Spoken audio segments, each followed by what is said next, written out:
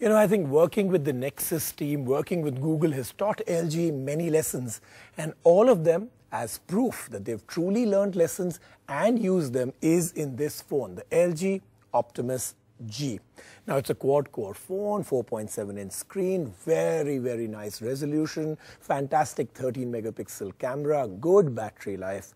And they didn't go haywire when they released it here in India and priced it at some 45, 47, 48,000. This is a phone you can pick up at about 32, 33,000 if you know how. That's the kind of market price this phone has, and that, I think, is the teaching that they've got from the Google Nexus team. But for 32,000 rupees, what do you really get? Is it still worth it, or is it just about specs? Here then is the Sale Guru review of the LG Optimus G.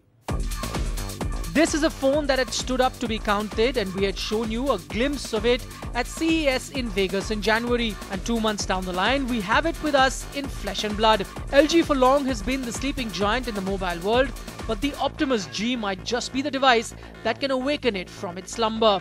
To many, this phone is almost like the Nexus phone that LG has made for Google, but on a closer inspection, it's not a replica. The Optimus G has a very clean rectangular form factor with curved edges. The material and build of the phone screams premium, simple and elegant to hold, much like the LG Chocolate and Prada.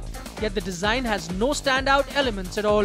LG needs to take premium to a better level if it wants a phone with a designer differentiator. It has a 4.7-inch screen, but even then is comfortable to grip. The screen is bright and the pixel density is as sharp as 318 ppi.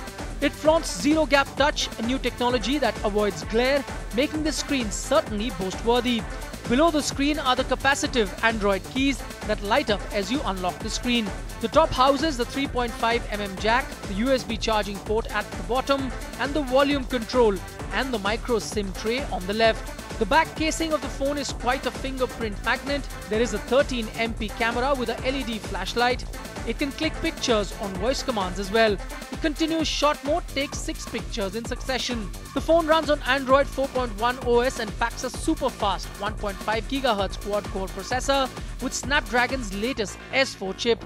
The Optimus G also promises a good battery life at 2100 mAh. There is also an eco mode that optimizes battery life. The phone sadly skips on the micro SD card slot, but LG has tried to compensate by providing 32 GB of internal memory along with 2 GB RAM. The Optimus G packs in some nifty add-ons. As you slide down the notification bar, you could swipe and select from different apps. With the slider, you can adjust the level of transparency of the different apps.